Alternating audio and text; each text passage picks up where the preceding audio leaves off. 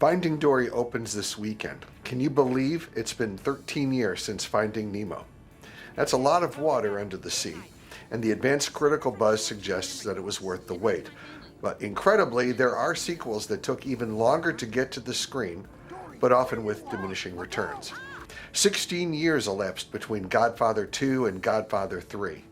The resolution of the Michael Corleone family saga is remembered mainly for that one line, "Just when I thought I was out, they pull me back in." It is remembered less fondly for the casting of Sofia Coppola as Michael's daughter, and for not spending the money to bring back Robert Duvall as Tom Hagen.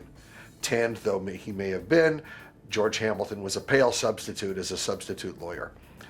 The Washington Post put a hit on the film, calling it not just a disappointment, but a failure of heartbreaking proportions.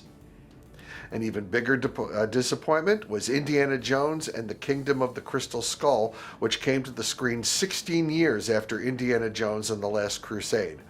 Now, that film had rescued the franchise following the grim Indiana Jones and the Temple of Doom, and would have made a fine capper to the trilogy.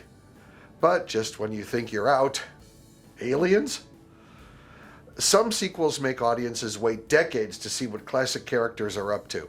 23 years after Psycho, Psycho 2 released Norman Bates from the mental institution and brought him back to the Bates Motel, where the past returns to haunt him.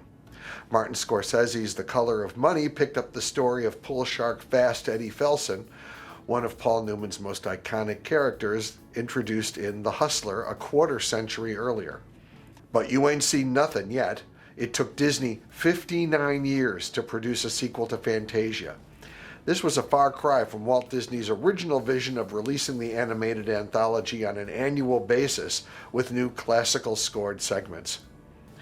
This year did not bring delayed gratification for fans of Zoolander and My Big Fat Greek Wedding. The sequels to these films, released 14 years and 13 years respectively after the originals, were lambasted by critics. June 24th brings yet another sequel that was a long time coming, Independence Day: Resurgence. It promises even more mayhem and apocalyptic destruction of the earth.